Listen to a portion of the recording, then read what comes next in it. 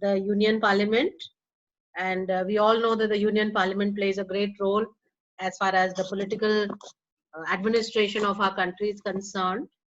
The Union Parliament is housed where in our country? NCR, Divyata? Delhi. Divyata, where do we find the Union Parliament building? Is it in? Is it Divyata? I'm asking Divyata. Ma'am. It's not.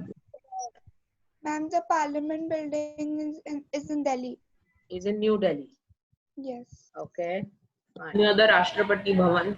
Yes, this is what our parliament NCR is looks like.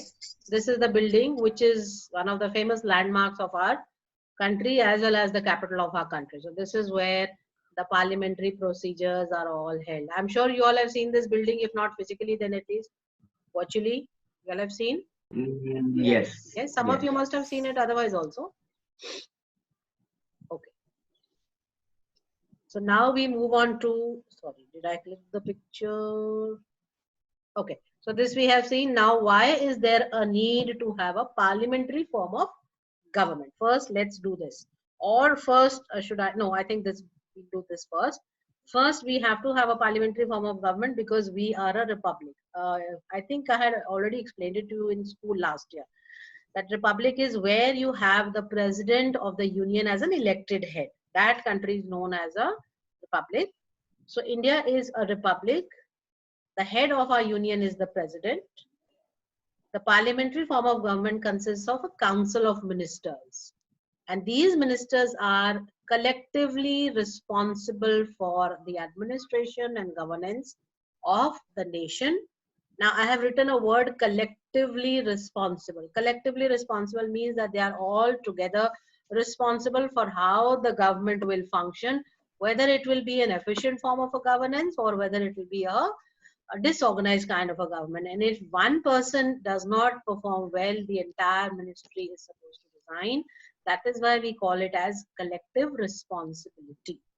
Now, India adopted the parliamentary form of government. Why? Because it was a British pattern. Since we were already being governed by the British, we had an idea as to what will be the parliamentary form of our government be like. So that is how we went in for a parliamentary form of government. Now, if you have noticed or if you have observed, what kind of a government or governance does England follow these days? Ma'am, they have a constitutional monarchy. They have a Constitutional very monarchy. good. Now, what is constitutional monarchy? Ma'am, constitutional monarchy, like I was just saying, it's like there is a prime minister, like he has most of the power, but the king Yes, or the basically the constitutional monarchy is that they have a constitution, they follow a parliamentary form of government, and along with that they also have the monarchy in place. Because the in fact, for I don't know whether you all know, today is the 94th birthday of the Queen. No. Yes, ma'am. Yes, today is her 94th birthday, and for the first time in last 68 years, she has made a proclamation that this time my birthday will not be celebrated publicly, obviously, because of the COVID-19 situation. So what a coincidence that we are talking about the British government and today is the Queen's birthday. See how history correlates itself. So we were talking about, though it doesn't have any reference to our lesson, but the constitutional monarchy is where we have the constitution, where we have the prime minister as the leader. But since monarchy is in place, so the monarch, whosoever, right now is the Queen, they have a role to play, though they may be a nominal role, but still the system that they follow is constitutional monarchy. The same example we can give for Nepal, and we can give for Bhutan also, because there also they have the monarch. In fact, Nepal now has the king, but then they're not as power holding as the others were. But Bhutan definitely yes, it also follows constitutional monarchy. So going back to our system, why we adopted the parliamentary form of government, like I've told you, is because the British pattern was already known to us, and we felt that it is something that could be adopted by us. Now here we have the breakup of the union and the center, but before that, let's refer to our textbook and see what it has to say about what the parliamentary form of government is all about. So we have a federal setup in our country. Now federal, I think we have already done many times before, which means that we have a provision which constitution provides for a federal setup, And in a federal system of government, you can underline these lines, please. The federal system of government, the administrative parts, basically, like I have told you all before also, the federal system is division of powers, because it becomes very difficult to have one kind of a system with only one responsible area to be dealt in because of the vast size of our country. So in a federal system, the administrative powers are divided between the center and the state governments. And both are supreme within the respective spheres according to the constitution. Please underline these and I'll explain the meaning to you. You've underlined all these? The ones with the lines in italics? Yes. Okay. Now it says that in the federal form of government, administrative powers are divided between the center and the state. A division is there, a demarcation is there as to how many and which departments will the state government take care of and which departments the central government can take care of. Then it says that both are supreme within the respective spheres. So when there has been a clear-cut demarcation between the powers of the central and the state government, this means that they will not try to divulge into each other's powers or each other's areas of work unless there is a common area where both of them need to pitch in for the efficient administration of the country. So that's what it means, that they are supreme within the respective spheres of the constitution. The state government is not the agent of the central government and nor do they draw their authority from them, which goes to show that the state government is also responsible for the governance at its own level. Though it is part of the central government, union government, but still it has its own independent powers allocated. So India therefore adopted for a federal form of a government, though with a strong unitary bias. This means there is one central unit and from there we have taken this division of powers. Is this clear to you all? Yes. Yes? Okay. Arya, give me, Arya, all doubt clearing we will do towards the end of the session, please. You all can make a note of all these. Now, if you see on the slide, here we have a division of the union, that is the center, and the state. Now, under the center or the union comes the parliament, which consists of the Lok Sabha, that is the House of the People, and Rajya Sabha, which is the Council of States. In the state government also, we have the governance in two forms, that is Vidhan Sabha, Legislative Assembly, and Vidhan Parishad, which is the Legislative Council. So our union legislature consists of, generally this is a question which comes as a 1 marker or it is a part of a 2 or a 4 marker, that what does the parliament or the union legislature consist of? And most of the time, children do the mistake of just writing Lok Sabha and Rajya Sabha. But please understand that we need to write the president also. I think the S has gone ahead in this. The parliament consists of the president and the Council of States and the House of People. So if a question comes to you as to what is the how is the parliament constituted, we have to say that the members of the parliament are the president and the Rajya Sabha and the Lok Sabha. Some features are that the members of both these houses are known as MPs or members of parliament, since they go and attend the meetings in the parliament. And the minimum requirement for this parliament is to meet at least twice a year. So 2 times minimum they have to meet for dealing with all the procedures and how the administrative setup has to go about. We come back to again what is federal setup. Federal setup is the division of power between the center and the central government, and combined these two make up as the power which governs the Indian subcontinent, because we are following a parliamentary form of government. Now, since we spoke about here union government and the state government, and if you remember, I had read in the definition that they have their own areas. So these are the areas which you can just make a note of. This, of course, we'll discuss in later at a later stage. We have 3 types of lists. Now, a list basically is the areas. Just give me a second. The areas where we, which have been distributed equally for the governance. Both these governments, that is the central and the state government, will focus in a common manner and they will make certain laws. Say for example, it is the education. So only state government Though state government has all the right to make laws related to education, but the union government can always prevail upon it and say that these areas we also need to make certain regulations, and this is how the education system of the country will be followed.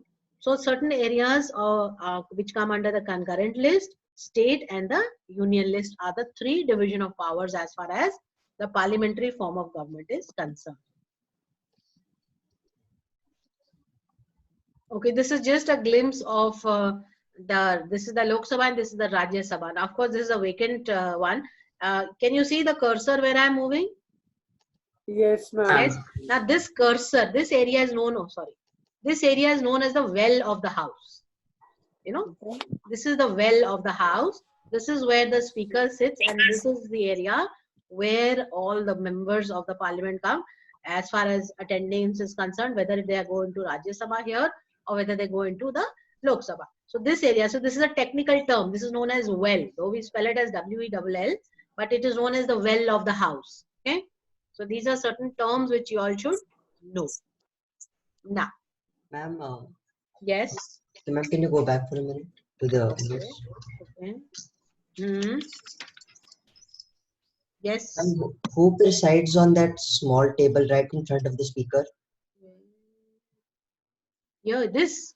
Yes. Yes, these are the ones who are the more important dignitaries, those who sit here if they have some kind of a discussion which has to be taken place separately. Rest of them then sit here. All right. Now going into what the union parliament is all about. So the parliament consists of the president and the two houses, that is the Lok Sabha and the Rajya Sabha. Ours is a representative democracy, you know, where we have given the people the sovereign power and the people have the right to elect their own members. So basically parliament is a body of people's representatives who have the supreme power of governance in a democratic nation. So since we follow the democracy, we have a parliament which is nothing but a body of the people's representatives. And these are those people who have the power of the governance. Like say for example, Lok Sabha. How are the members of the Lok Sabha elected? That is based on the elections that are held in our country. And the Rajya Sabha has a different form of a election procedure. So we will discuss that in detail once we come to it. So on the screen here, you can see the maximum strength for the Lok Sabha, which has been provided by the constitution is 552, out of which not more than 530 members will represent the total number of states that we have in our country. Besides these 530 members, there are 20 members who will represent the different union territories. Now, how many union territories do we have now? 9. 7. 9. Now we have, Sure, which was the latest union territory which was added to our country's list? I have no idea. Ladakh and Ladakh and Kashmir, I think. Jammu Kashmir. Ladakh and Jammu Kashmir. And besides these, so these 530 plus 20 make it up to 550. There are 2 members who are from the Anglo-Indian community. Since it's considered to be a minority community, so they are nominated by the president. It is presided, the lower house is presided by the speaker. Anybody knows the name of the current speaker of our Lok Sabha? Om Birla. Om Birla, correct. Om Birla, very good. Yeah. Yes. And these members are elected for 5 years. So and now if we come to the states, it says 530 members from the states, right? So I'll give you an explanation about this, that the allocation or the allotment of numbers of the states is basically made on the basis of the population. Okay. Now why population? Because say for example, if Uttar Pradesh has a larger territory, Uttar Pradesh has a larger number of people in comparison to maybe Meghalaya, in comparison to maybe Goa. So the representation of the people has to be as per the number of people in the state and the size of the state. It cannot be that to Uttar Pradesh we say, okay, only 2 members of yours will come, and from Goa we say, okay, we have 50 members from you. So the number of members from the states are basically dependent on the population. Like Uttar Pradesh is represented by 80 members, Maharashtra sends 48 members, and small states like Goa, Manipur, Meghalaya, they send only they send only 2 people as members of the parliament, and we have 1 member each from smaller states like Mizoram, Nagaland, and Sikkim. So this is how the 530 members become in total. And the Union Territory of Delhi alone sends 20, out of these 20 members, 7 members. So based on the size and the population, the members from these different states are fixed. Is this clear to everybody? Ma'am, Yes. Hmm?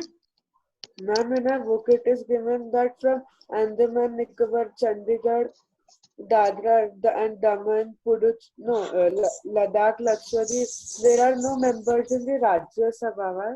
In the Rajya Sabha. Right now we're discussing about the Lok Sabha. Rajya Sabha, we will come to it, then I will tell you why. Because there is a different system of the way the members are elected and nominated. So accordingly, the system varies. There's a difference between the way people are elected to the lower house and to the upper house. Okay. So right now we are focusing on the lower house. This was just to give you a glimpse, a comparative glimpse as to the number of maximum seats in the upper house and the lower house. So here we have 250 seats, out of which 238 are selected. Now see the difference? Lok Sabha is elected, Rajya Sabha is selected. Okay. And there are 12 members who are nominated by the president. It is presided over by the vice president, and the members here are elected for 6 years, whereas the lower house is for 5 years. That is the term of the government. So right now we will only focus on the Lok Sabha. Now let's move on to the qualifications of the members. How can you become a member of the Lok Sabha, or how are you eligible for that? First and foremost, you should be obviously an Indian citizen. A person should not be less than 25 years of age, and the person should have his or her name in the electoral roll. Say for example, tomorrow I want to stand for the post of a Lok Sabha member and my name is not there in the electoral roll, then I am not eligible for it because my name is not as far. I don't have a voter's ID card. Okay, so that is why my name should be in the electoral roll if I want to become a member of the Lok Sabha. My name could be from any part of the country. That is besides the point. It is not that since I want to be a member of the Lok Sabha, I have to only be from one particular state. Anywhere in India, but one name of mine should be reflected in the electoral roll.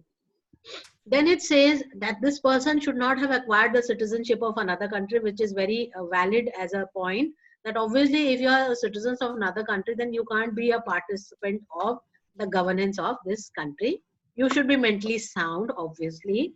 You should not be bankrupt. Now, bankrupt means that you should have enough resources.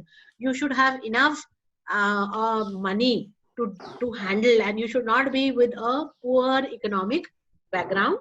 And you should not be a person who has a lot of debt as to on your name, and you're not able to meet your financial commitments. So if you fulfill all these requirements, then you are eligible to become the member of a Lok Sabha. And it says another point that you should not be there should not be any criminal procedure. This means that your name should not be in the defaulters list. As far as the criminal list of the country is concerned, you should have not done anything wrong, because wrongdoers are not eligible to become part of the Lok Sabha. Ma'am, Okay. I have a doubt. Any doubt in any of the points, please? Yes, I and have the a last doubt. one. Third point. Salaried government job? Yes, ma'am. Who can tell me? Who can tell me about salaried government job? No extra income. Municipal corporation or something. All the known personalities of the field of art, literature, music, maybe painting. So from there, their names are nominated and they are made as the nominated members of the Rajya Sabha. Okay. Another feature which, yeah. No, ma'am, I will ask later. Okay. Doubt. Now the last feature for the non-federal aspect is that there is the existence of administrative units which are known as union territories.